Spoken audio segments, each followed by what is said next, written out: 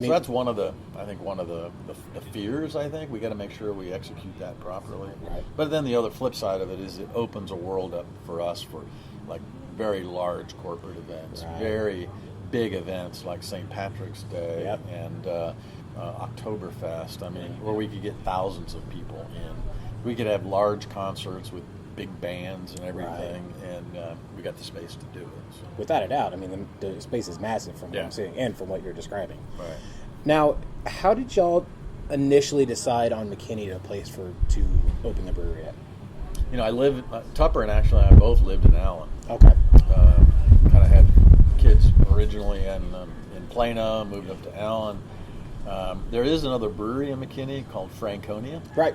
Which is another fantastic brewery. And we were just up there having a couple pops, and we were looking at the place and going, man, we can do this. We can do this. Probably had a few too many. On the way back to Allen, we drove south on Highway 5, and we looked at the cotton mill that we're in right now, and it's really cool. It's different. It's not, it's not a traditional warehouse district. It's got some character to it, and we just fell in love with it. Yeah. And actually, the day we stumbled in here, the guy who owns the cotton mill was on site. Oh, wow. So we struck up a conversation with him, and I don't know, a couple months later, we cut the deal on a lease. And then we just had to go home and tell our wives that we're quitting our jobs. So that was a good conversation. Initially, it worked out really well for you guys. It did. Yeah. No, it did. Now, I read that you said, I always believe that the harder you work, the luckier you get.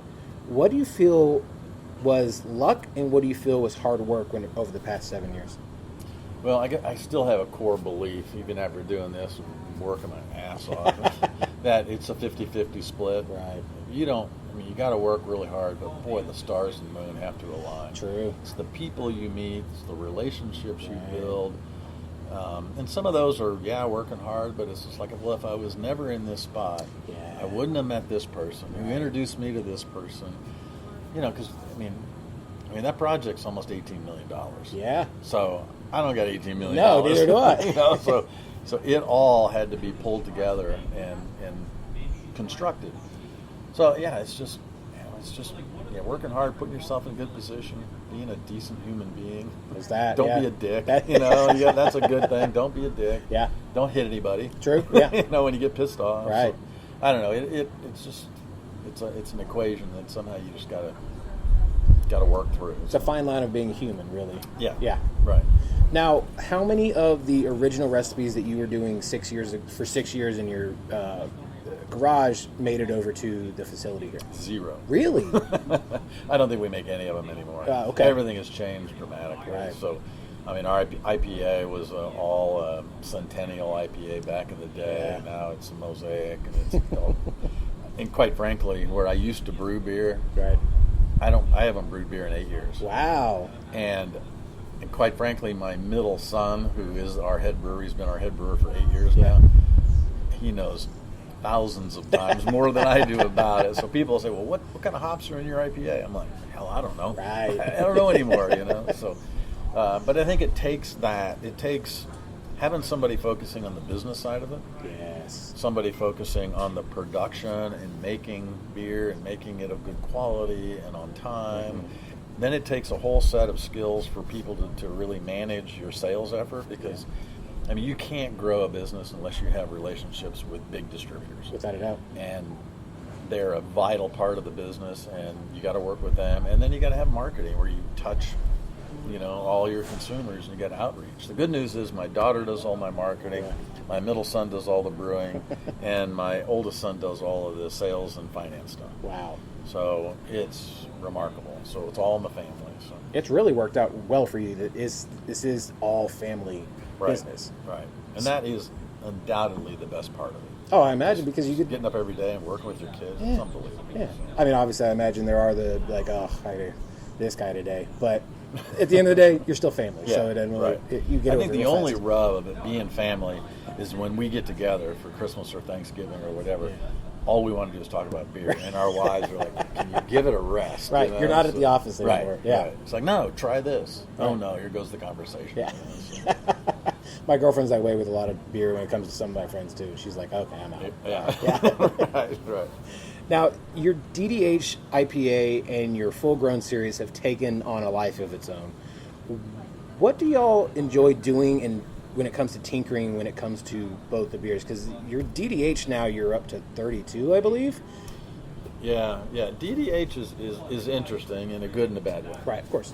So in a good way, what it allowed us to do is every time we did a different series, we were able to change the hops. Right. And it was really unique, and the real beer geeks just loved it. Yes. And they got in, and this was better than that, big arguments and back and forth. Unfortunately, I think we really made a classic mistake. Really? So what we did is, in working with retail partners, they couldn't manage that. Oh, of course not. I got 35, but you're telling me 36 is available. I still have some 35 in these stores, so I'm going to wait, and it got hard to manage. Right. Going to the bottle shops and the beer geek stores was no problem. So what we ended up is we discontinued it. And we said, all right, we're done. We're not going to do it anymore. And we said, let's take the best of the best. Right. Let's develop one SKU, and let's call it Alpha Drop. Oh, I love that. So we did. Yeah. And it was okay. The problem is the beer geeks are like, Alpha Drop's Alpha Drop. What's new? There's nothing changed. It's going to be the same you had last time as Yeah. this time, yeah. So last year we ended up bringing it back late in the year, DDH, and we started doing a few of them. And now when we get into the new site, we'll probably just do it limited release for the bottle shops. So And beer geeks like myself love that even no, more. love it, because then they can go find it. Yeah. Yes. So that's kind of cool. But that was really neat because you could experiment with hops, and since it's such a crazy ingredient in there was all sorts of neat things. Yeah. Now on Full Grown Man, that's like a taco shell. You can put anything inside that you want, So we have the basic Full-Grown Man, but then we've got Scallywag, which is coconut, and Ombre, which has got peppers in it. I mean, there's zillions of things we can do with it. So now we've settled down to where we'll have 4 or 5 seasonal releases a year, and then we'll always have Full-Grown, the basic one in stock. Yeah. It's got cool artwork. It's It's just a neat. I always a look neat forward to beer, it. so, And if you come here, you can get Full-Grown Beast. Right. Yeah. Right. So, which the big boy. Yeah, which I told my buddy about, and he's like, I haven't had it yet, but since you're up there, could you please Get some? Yeah, of course I'm going to. Right. So, And you can barrel age that stuff really, really easily. Right. It really carries the flavor. Yeah. The good news about the new site is we have a pilot system attached to the new site. way more experimental. Yeah, so what we have here is a 2-vessel 30-barrel system. Okay. So that's going away. Yeah. And we've got a 4-vessel 60-barrel system with a 15-barrel pilot hanging off the front of it. Wow. So when we're not just cranking out, volume for the market, we can then do all sorts of really unique things. That's awesome. Because that's one of the things when you're out of production space, and you've got to take care of HEB and Kroger and all those guys, you just got to brew your core. Of course. And we've done that for too long because of the delays in the project and everything. So we want to get back to where we're innovating and doing experimental stuff. So. Which is amazing. I think more breweries really need to do that. A lot of them just kind of, well, here's our basics. These work. This is all we kind of do. And then they get away from why they really got into brewing to begin with. Is to try new shit and taste new stuff. Like, that's why you go to different breweries. Like, oh, they have this. Oh, or like an anniversary, they have stuff that they haven't had since, let's say, 2015 or whatever. Right. Some of that beer's not probably great, but whatever. But the variances in general. It's like, and to bring some old stuff back. Exactly. I mean, we did a beer called Northbound 75. Yeah. Pale ale with fire roasted poblano peppers in it. Oof. It's a real niche beer, not for everybody. Right. But still, that's probably one of the most requested beers. And we're like, well, you and 3 other people drank it. But in the new place, we could do it, and we could have it on and we had another one which was twice the amount of peppers as Northbound 75. We called it Road Rage. wow. So there's all sorts of fun things you can do when you've got the space. Of course, yeah, that makes sense. Now, for those who walk into a brewery and look at the menu and don't know what a dry or double dry hop IPA is, can you explain to people what a double dry hop IPA is? See, now you're asking me my beer I knowledge. see, exactly, yeah. Double dry hop basically means that we take the beer, we make the wort, we move it into a fermenter, and we dry hop it, right, with hops. and then it starts to ferment out. Right. And when it goes halfway through the process, let's say we dry hop it again. Oh wow. Okay, so it just and when you dry hop within the fermentation tank, all the really luscious flavors of hops come out. Because when you put hops in a boil, they turn bitter. Right. So you need some of that.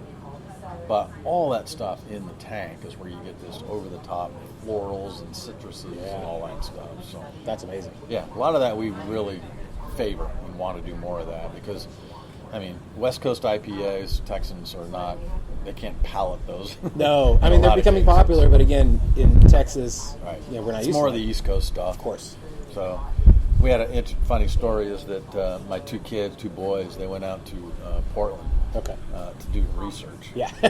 And they were going to visit the hop farms and observe harvest and all that, and they did. But to me, it sounded like a great opportunity to go get wasted, right? Well, of course, it's Which still I'm- market research. Right, Yeah. which I'm sure is what happened. But they came back from that trip really fired up about this New England style, and they kind of learned because when you leave your market, the brewers go, oh, here, this is what you do. Yeah. Where in your own market, everybody's a little bit guarded, Yeah. So they learned some secrets, and that's when the DDH was born. Oh, wow. Coming out of that trip, which was really pretty cool. So And then Juice Pack, which is Juice our, Pack's amazing. yeah. So that beer is a lighter version, Yep. and but it still has that hazy notes to it, and Yeah. those two are just killing it. Oh, without a doubt. Yeah. I think Juice Pack's one of the first ones I think I had of y'all's, and I was like, oh, this is super clean and nice. You could easily, I'm not going to say a session one because it's a little more than a session would be, but it's still, you could easily go through a 6-pack. Right. Yeah. Right. Now, when it comes to the DFW area, for those that don't live here, it's massive. It goes all the way from Weatherford to, let's say, Rockwall. I think we're cutting it off there at this point. And then now it goes roughly to Burleson. I'm sure Waco at some point will be part of it. Sherman, which we count as North Texas, which still makes no sense. Right. At some point, Oklahoma will be part of North Texas. So you guys are in the upper north area of the DFW area. So I live in Fort Worth. You're roughly an hour from me. Right. Now, I know you guys are about to open your second location, but have you thought about having maybe one in the mid-cities or closer to, maybe it might be a little easier for people in, let's say, Fort Worth, Burleson, Arlington, mid-cities to try your beer without having to go to a store or Right. whatever. To me, right now, that sounds very overwhelming. Maybe not a location, maybe a tap room at least, yeah. Yeah, so, I mean, those are all, opportunities, I sure, think, down yeah. the road. But, right now we have this fairly significant undertaking. Yeah. And we need to see that thing through. And I also believe in our new location, there's a lot of cool things that we can do there that we need to spend time and energy on. But having a tap room in Fort Worth or, maybe even in Austin or in Houston, yeah. ultimately, the laws in Texas are a little bit restrictive on that. It is weird. They're not like California. Yeah, TBC laws Yeah. are quite weird. So, but I think those will evolve. Right. I mean, they've been evolving, which will be good. But we have a lot of plan. We got to focus on the food and get the food out and get the innovation going. And we already have our wine license, Oh, nice. so we don't actually manufacture a wine, Right. but we have a relationship with a vineyard. Okay. So that's one thing we could have. We could work with them to produce Tupps wine, Right. full-grown Merlot. Oh, that's I don't perfect. know, something like that. Yeah. And then, actually, last Thursday, we just got approved from TABC for our distiller's license. Oh, So nice. We actually have 4 barrels of whiskey Ooh. that is currently aging at Iron Root Distillery in Denison. Yeah.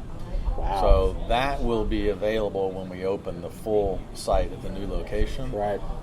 And then we'll be able to do cocktails in a keg for on draft. And then we're also looking at RTDs. Okay, yeah. That 'cause we market do- is huge. Yeah, that's growing. We do seltzer, and with our wine license, we can do cider. Wow. So, being a beverage company, and then because we have a food grade facility, we could do non-alcoholic True. beer as well.